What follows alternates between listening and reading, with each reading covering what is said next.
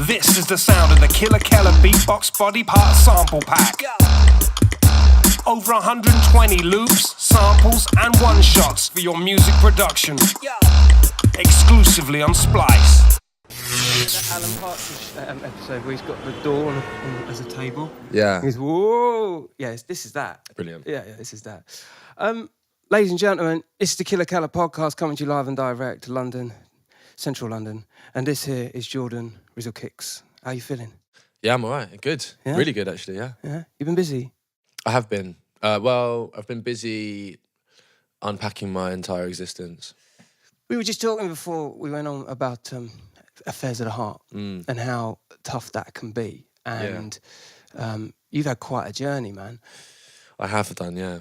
I've been I'm in the process of trying to heal some unvisited wounds. I think that's a lot of people have got to do that, I think.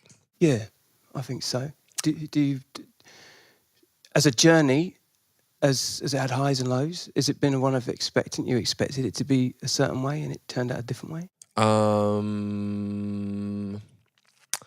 I feel like at the end of last year I was kind of rebirthed into a state of like necessary existence that like I'd kind of managed to avoid maybe through being a young famous man or just being a man or like just the way my life was set up. I hadn't confronted a lot of shit basically and like now I have done, and I think in the long term it'll be brilliant.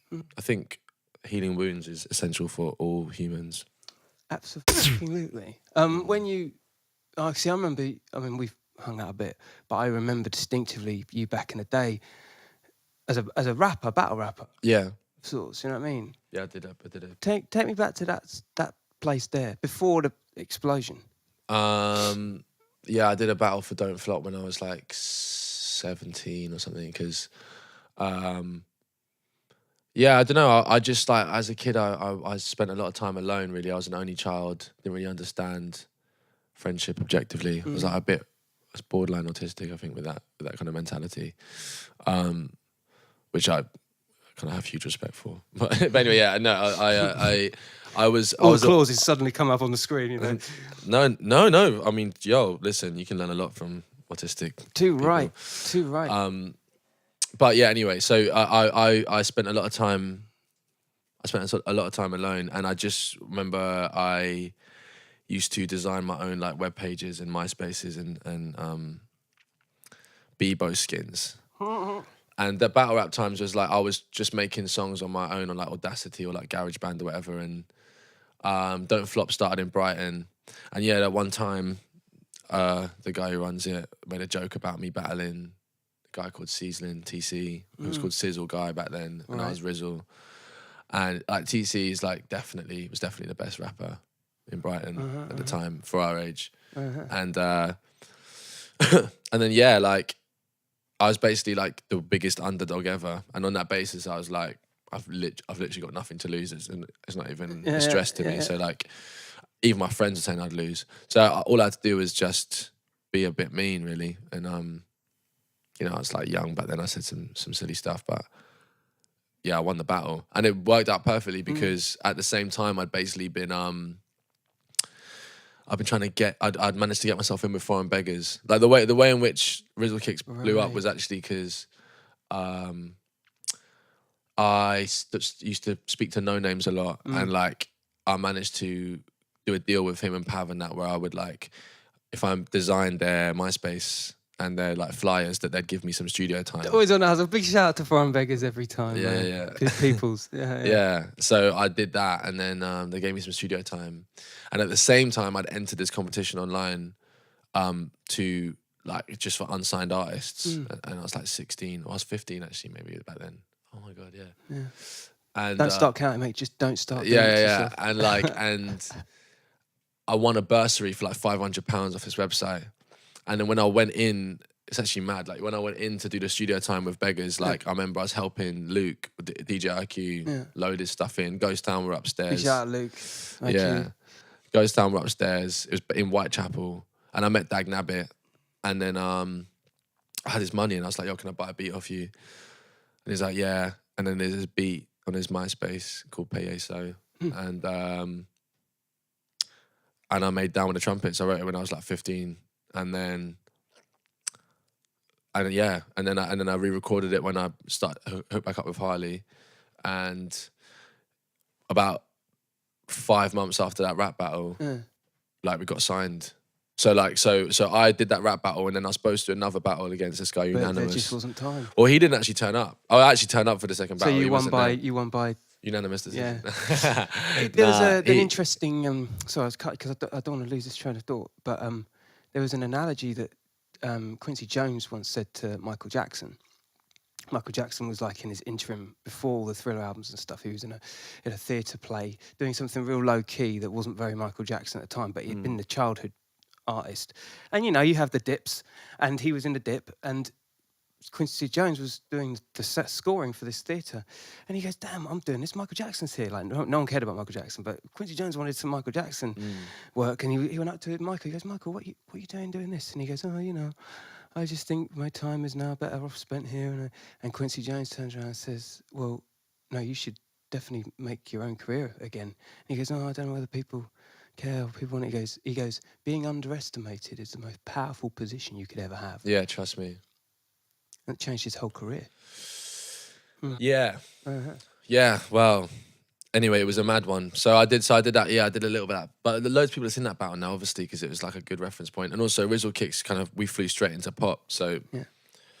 I think for like hip hop heads and that, or people who don't necessarily accept Rizzle Kicks being classed as a rap act or something. You came from the organic. You came from the organic up. Well, I mean, I don't know. I think like I don't know. I've always rapped the same way. Really, I think I've changed a lot as I got older. But when I was younger, I was just a happy guy, and I never used to fit in. In fact, I remember a jokes time when when the first surge of grime came through in like 2003. Yeah. Then it kind of drifted on, into like 2006, whatever. I think I'm getting these years right. Mm-hmm. And like in Brighton, they started having these sets in YMCA, and like I just was too happy. And the thing was like the irony, and this is to know, like I completely understand it being like a voice of anger, if anything, like it's like punk, innit? Yeah. But for some reason, the way my head worked was that because I grew up in Neasden, so when I moved to Brighton, I was just like over the moon. Yeah. This is just like a chilled place. Yeah, I was like, so when I was like writing, I was just like fucking happy. I was just like, yo, there's the beach, like life's great. And then I fell in love with backpack hip hop, so I was listening to the Hip Hop Connection magazine compilations and Dr. Syntax was like one of my biggest inspirations when he dropped his album, because he had like I feel like backpack hip hop offered me an opportunity to enjoy the like lyricism and language, and also it's kind of like a place for misfits. I felt because there is a very real voice that the origins of hip hop and the black essence of hip hop is not necessarily so. It's not a lot of the meaning is between the lyrics in the way it's presented. It's like it's a state of being, and I think that the backpack hip hop really encompassed that, but also left open a door for like almost like it was like a bit more playful, and also to be fair, actually, it was it maintained a level of realism in a representation of like of being like poor. Yeah. Working class. Yeah, working class, yeah. And I think like, like me and my mum never had much cash. So like I remember listening to like Jest and like Chester. And it was like Chester especially, it was just like it was at this time when hip hop started to become like I think quite capitalist on a mainstream level. And then there was this kind of the underbelly of this kind of thing. And at the same, what I'm trying to say about the artistry, the language is at the same time as it like maintaining this kind of like glamorous working class vibe. Like it was almost sick to talk about how little you had, which I thought was quite inspiring. But it was there's the multi-syllabic rhyme schemes, and what I mean is just from a language perspective, it was quite incredible to dissect the words. I used to be obsessed with being able to rhyme whole sentences. Yeah. I think that. So yeah, that was where I was knocking about. Who's your favourite MC? Top 3. Give me your top 3. Ever, or just British? I can give you mine. So you must be able to give me 3. Ever. Yeah. Who you got? Lauryn Hill, Right. Kendrick, and Kanye. Kanye. You know what? I'll give you Kanye too. I'd agree. I'd say Kanye, Buster, Yeah. Pharoah Monch. You know what? I've done a song with Pharoah. Get out. Yeah. Hold on, did I know that? It was a remix, but it got slept on because the label, because you can't push like fucking epic hip hop remixes. Yeah, for yeah. Come on. I do remember that happening. Bro, because he always tweets fiddlesticks, so I must have hit him up. Like, not that wasn't why I hit him up, but I was like, he is one of my favorites yeah. as well. Actually, yeah, it'd be a battle between Kanye and Pharoah. Yeah. It's But difficult. you worked with your hero, dude. That's fucking sick. You know? Oh my god! Because to Desire as an album, I think pushed limits in terms of that music. Was fucking one. Right, so it's like, so I hit him up and he was like, "Yo, I heard you cats." I was like, "What?" And then he sent me his verse, and I remember I actually ran. I just ran. Like, I remember I got the email through for this remix, and it just said like Pharoah Monch verse, and I just ran. Yeah. I didn't even know where I went. I just ran. Energy was just like up to 13. Stay off my grizzle, spittle, swivel, and with the Rizzle Kicks. I was like, oh my god, you man. Oh my god, I need to hear Riddle this. me this. Forget it. Fiddlesticks. Like, yo, Pharoah was all. What? But I got slept on because we weren't in the right place to get heard. You know, but check out what he was on the remix though. It was like it was Professor Green, Ed Sheeran rapping, Pharoah Monch, Charlie Tuna, and me and Heinzie. This is just too much. And Pav. What? Yeah, there was a whole Dreamers remix. Yeah, Pav and Sinners. Yeah. Wow. Yeah, it was Pav, Sinners, Pharoah, Charlie, me, Professor Green, Heinz, and Ed Sheeran. Go and check that out. It's somewhere, I don't even know where it is. Out. I think it's on our SoundCloud. But it got so slept on, and also got a bit of backlash because, you know, like, whilst we were on a mainstream level, I think a lot of hip hop heads would be almost frustrated that someone of that ilk wasn't them. Yeah, Got it. And somebody that was commercial got it. It's the commercialised thing. I've always Motherfuckers. been a rapper. I've always loved rapping. It's just like when you get put in a certain place. But also, I think it goes to show sometimes how clouded a view can be from like exposure. Yeah. Because Pharoah, but I didn't force. Him to do that, yeah. I didn't force Pharoah much to do anything. I was gassed. Like, he just doesn't see us on fucking Celebrity Juice in it, so he just listens to the song. Yeah. But yeah, like you say, Celebrity Juice and the likes and things that kind of garnered like your success on a more mainstream thing. But like your integrity, the integrity to keep your roots and do stuff with them people that, I don't know, I thought that was charming the way that worked out. I mean, I remember when we first met and you guys were literally like, dude, I used to check you on Hip Hop Connection. You know what I mean? And I used to bump you in my college lessons. That was mad. It was like beatbox.com or something. Was it beatbox.com? Yeah. Humanbeatbox.com. No, that was not even college. It was like fucking school. Yeah. I used to have like, it was the first time I ever ripped things off the internet. It was like, I used to have the, I spit mucus that useless. That was like the one thing I could do, but it didn't do it justice. But yeah, you and like Kenny Mohammed and that. Yeah, that whole crew, yeah, man. Vibes, I remember that. Integrity to, you know, and having a knowledge of that sort of thing, you know. And when how does that translate? So like when you're like, I mean, I'm asking questions for other people now. I've already got the gist. But when you're in that situation of being of such popularity and you're doing Celebrity Juice, you're doing Loose Women, or you're doing these crazy things and you're running 1,000 miles per hour plus louder than everyone else, how do you maintain that integrity? Because you're going to get people doing what you said they did, critiquing you for your success, which is fucked.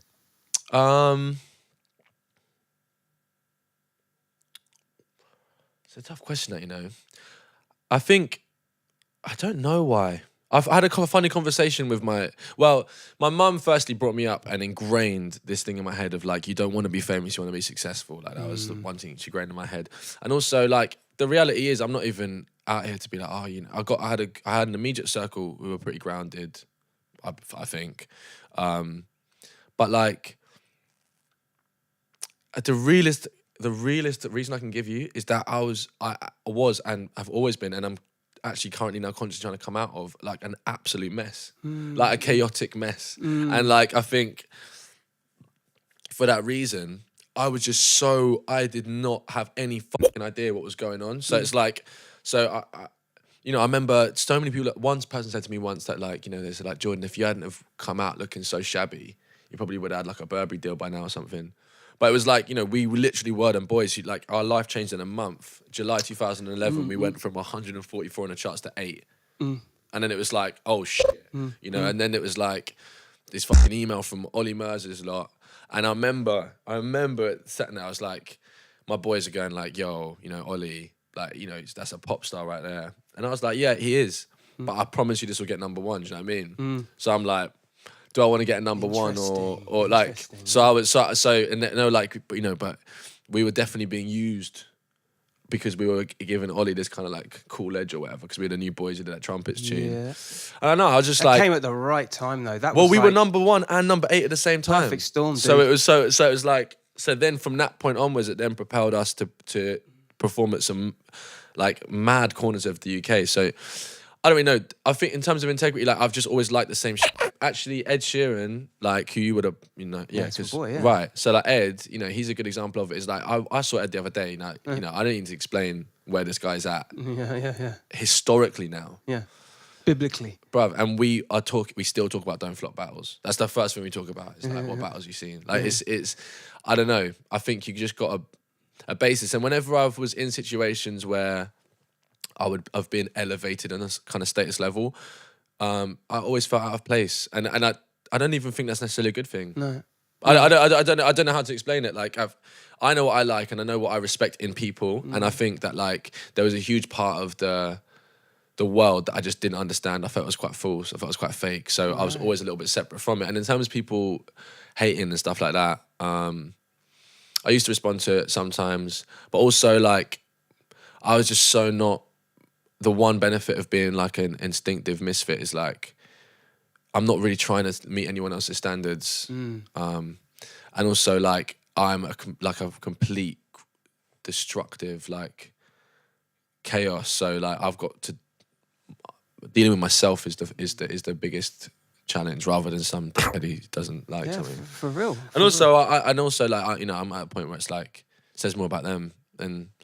And you know what the thing is, because I had it when I was coming up, and, you know, these things lay dormant in your head for a long time while the person that said it's grown up, had kids, got a day job, could do with the money, wishes that he'd had what you had, and it's one of those things. It stays young in your head. They build up. Yeah, I think I had a lot of stuff to try and get my head around. I think. As I've grown older and I've tried to, like, understand my own identity a little bit more, I think I've definitely become, you know, I've always thought there was a weird undertone with the way we were received, because of a cultural thing. With us being two mixed race boys, we were kind of allowed to represent, like, urban culture in places that maybe darker skinned boys wouldn't have got to see. And then to the same extent, like, the black scene maybe looked at us as more white because we were in those. It was just a very confusing place. But based on that case you said there, wouldn't that essentially make you more the door opener? Because nowadays, I don't know, I just see it very differently, and it seems to me that grime has been allowed. Oh no, now to go crazy now it's. But bear in mind, this is like. Think how much has changed. Yeah, I know. In the like 4 years, 6 years, yeah. No. I wouldn't say we're door openers. We were jumping off the back of, like, Tinchy and Chipmunk and that, you know. It's pretty cool. Yeah, you were, weren't you? Yeah, totally. But I think it was just I remember the way we were received was bizarre, because it was like, once we got to a certain level of success, I remember there was a separation. When we first came out, everyone was backing us, you know. Like, I remember I was getting so gassed because it was all artists that I loved. Second, we started to push, you know, like number 1, number 2, or like made songs that were like. Then the tone changed a bit. Well, I don't know, because don't know how to explain it. I don't. Do you know what? I don't even know. I don't even know. Like I can't. It depends purely on the person and how they want to look at the situation. But the bottom line is, two little brown boys from Brighton who got lucky after working really hard, and I think another one with us is we were literally out of the blue. So I think it was difficult to believe. I remember getting in beef with Wiley, and the tone of what he was saying to me was as though he was convinced we were manufactured. I didn't have the time to explain to him that we weren't. But like, you know, this is another one of my, you know, fucking idols there. But I'm always going to back myself. Like, and the way he was saying... Did that play on your mind a lot? That your idols would critique you? No, not Wiley. No. Wiley goes at everyone. Yeah. But like, also it was a separate... I mean, I remember there's a thing with Logan Sama that particularly confused me. But like, it was interesting to see. And I think they're right in a certain way because we didn't have like the mixtape. Well, we did actually have a mixtape, but... There was, yeah, I know what you're saying. It was just bang. And it's only in hindsight you look at this because I see the areas of my flaws in my career path, and you can look on it and you're like, well, actually, I kind of get why that happened like that. Oh, I always. get it, yeah. But listen, I'm just like you know. You're on a self exploration at the moment, and well, I've started to write more outside of music. I'm kind of working on this book. Yeah, and I'm just unpacking my entire existence because that's all you can really do as a human being, I think. And I think that wave is fun. I'm lucky enough to be like financially secure, which is a blessing, man. But for real, especially in London, and like it's not getting any easier. I can shove my face around, you know, on telly and that, and it's all good. Yeah, but I think what I want to do is it's a bit different now. I've also got loads of new music to release, but I've struggled. Yeah, of course, yeah. Yeah, we met in the pub a couple of months ago. Actually, longer than that, wasn't it? It was a while ago. Probably. And you said that you were working on stuff. I've got loads. We've got an unreleased Rizzle Kicks album. I've got like another band Wildhood. I've got an album I haven't released. Don't you want to put that out? Is Rizzle Kicks going to continue, you think? Or is that I was bumping it yesterday. Actually, it's fucking the tunes are kind of banging on a pop level. Yeah, now I look at it as like, you know, a different thing. Of course, there's not so much pressure because you've got your own project which garners a bit more. But I think that you want to do. Al the Native, which is going to be is my rap Al the name. Native. Yeah. Al the Native, yeah. Alternative. So like that shit's like more me at the moment, but even though the Rizzle Kicks thing's dope, I might put it out for free or some shit, but I want to... If Rizzle Kicks were to come back into like pop, to go at pop, I want it to be fucking weird. I want to be like... Yeah, it'd have to be like Bowie weird or something. It'd be bizarre, yeah. How is Harley? Is he good? He's about to have a kid. No way! Yeah, it's fucking grown, man. That's amazing. Wow, yeah. I don't know how to feel about that. Yeah. No, I do. I'm one. fucking over the moon, to be fair. Yeah. Over the moon for him, but yeah, it's one of those ones that I don't think I'd have kids. Not me. I'm too irresponsible, me. Really? Yeah. Harley's very much a minimalist. Yeah, right. He likes his security and safety. That's why we were literally the epitome of yin and yang. Like, like a complete... You're a ball of energy, I'm dude. unsafe. Yeah. But I always liked that when hanging out with you because, you know, it gives a bottle of vodka between us. And it was when we was at Carnival, do you remember? And you came running up to us with like a mohawk thing on. It was just insane. Like, and everyone else was pretty chill, but you were just like, God, it's just magic. It is magic. I mean, I have to, be careful of the waves of energy with that. But yeah, I mean, listen, I've definitely got a lot of love to give. Yeah, you do. I do have to look after myself at some point. Yeah. How's your dad? Dad's all right, yeah. He bought me cupcakes for my birthday. Nice. I'd say sugar's probably my kryptonite. Yeah. So, no, so like...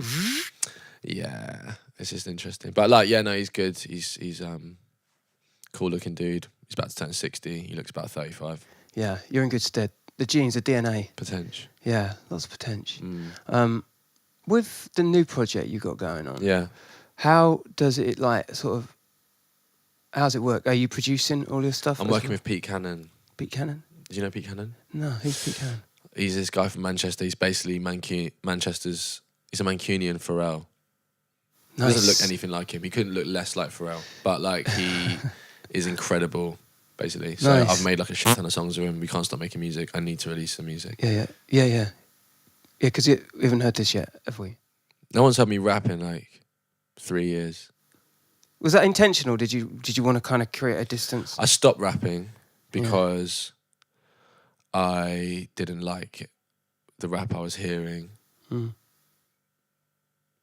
And then like I started singing, and now I'm rapping and singing. And like, I don't know, we'll see what people think, man. I'm definitely more opinionated, definitely not so bubbly. Is it? Yeah, no. Well, but at the same time, though, I am kind of bubbly. yeah, naturally. you're okay. I think there's a lot of things that I have can gone play on. you some after this. Yeah, man. Yeah, definitely. I would say there's a more thinking Jordan now. I think you think a lot more. Yeah, I totally do. Yeah, I have to meditate to slow down my thoughts these days. Do you do Wim Hof? Things like that. What? Do you do Wim Hof? What the fuck is Wim Hof? Oh, you have to check it online. It's a thing called Wim Hof. Wim Hof? Yeah, it's basically it's a person, and it's a breathing technique. Oh, right. It relieves stress. Is it stuff that? like that. Yeah. Yeah, I do that. Yeah. Didn't know it's called Wim Hof. Yeah, Wim Bizarre. Hof. It's actually a person. He's a dude. I think he's from Scandinavia. Yeah, he swears by it. I'm gonna cheer you Yeah, up. I mean, I did that this morning. Do you? Yeah, I try to do it a lot. Breathing is surprisingly authentic. Yeah. Yeah. Well, not a lot of people do it. You know what I Yeah, mean? no, for Properly, sure. breathe properly. For sure. Yeah, deep thinking, and I think when you're in that place of having such success, the age-old deal breaker for any artist is having the guts to go away to come back. Yeah, I mean, I made this other project after Rizzle Kicks called Wildhood, which is like kind of dark grunge funk, which was me voicing the sadness I felt being a pop star. Actually got received quite well in hindsight, but I'll be intrigued to see how people take my new rap vibe. Yeah. But the thing with me is, man, I've left it so long. Like I've had this shit for like a year and a half, and I genuinely want to make a different project now. That I need to slow down. I need to probably settle on a name as well. But but Al the Native seems pretty cool. It feels good. Yeah, Sounds like something out of an 80s Stranger Things soundtrack. Brilliant. Oh, can't go wrong there, can you? No, you can't. Who are you looking out for at the moment, artist-wise? Who's the ones? Who are the people that you're inspired by? What's that? I've got a bunch of mad talented friends, man. Yeah. My friend Celeste is dope. Ellie Ingram is dope. Leanna Havas is not my favourite person ever, but she's working on a new album. Who do I listen to? Who have I been listening to recently? I'm really bad with actually listening to music. Surprisingly, I don't know why. I love No Name. You know No Name? You not had No Name shit? No. Wow. Sick. No Name. Yeah, she's fucking amazing. Female rapper. She's so Yeah, good. you're gonna have to give me some list. Gold Link, I like. Who's on the up though? There's a guy called Benny Males. Benny Males. He's my dude from college. He's fucking sick. That's Yeah. sick. That's sick. There's this one girl that I'm bumping at the moment. She's fucking awesome. You heard of Empress of? No. It's wicked. All right. Yeah, I'll check out Empress of. Sick. And I'm really getting off on like Foxes. You know that singer, Foxes. I know Foxes. Yeah. Like Lou. Yeah. Yeah. I mean, I met her in LA, and I never put the two worlds together. Then I saw her at a show, and I'm like, oh, this is all right. Yeah, she's lovely. Yeah, she's cool, isn't she? She's cool. But yeah, there's a lot of things going on at the moment, man. It feels like the music. I know you were talking about not putting stuff out because you kind of think it's done and you want to do another thing, but it's ageless. It feels like even more so now because of technology. It takes 2 years for something to blow. Yeah. You know? Yeah. You should put it out. Get it out. No, I will. I've got like 5 videos and shit. Damn. Yeah, I just need to... Stockpiling over there. Well, I was waiting for these deals or like people to help me out, and I'm just going to do it myself. You should. Yeah. No, I am. Fuck it. Yeah. Fuck it. Ladies and gentlemen, you know who it is. What's your favourite colour? Colour. Yeah. Blue. That, you know, the turquoise blue. That colour Turquoise is my favourite colour, colour. yeah. That's not turquoise. Well, no, the blue. What's that? That kind That's of... like a duck egg blue. You're talking about like greener than that. You know that kind of blue-green? turquoise. Yeah. Yeah. I love turquoise. Throw a dart. Now. Yeah. I see it. Fucking impressive now. Yeah, you're gonna have to get a bullseye, man. Or triple 20, but I mean bullseye. Or do you know what? That's not bad. It's not a triple 20. It's just above it. Oh, shit. I feel that though. Do you want to have a go? I'll throw one. Yeah, throw one out. I obviously won't sit there.